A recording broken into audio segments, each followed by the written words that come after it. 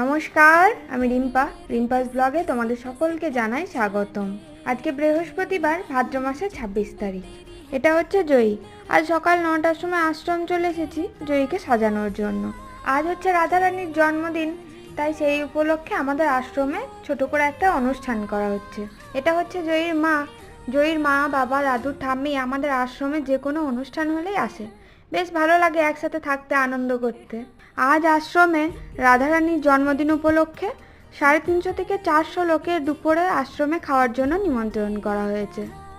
রাধারানীর জন্মদিন উপলক্ষে আশ্রমে সকাল থেকে সারাদিন কী কী অনুষ্ঠান হলো তার ফুল ভিডিওটা আমি দিয়ে দেবো আমার চ্যানেলে, তোমরা দেখে নিও।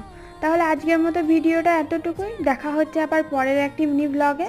ততক্ষণের জন্য সবাই সুস্থ থাকবে, সাবধানে থাকবে, ভালো থাকবে, কাছের মানুষগুলোকে ভালো রাখবে।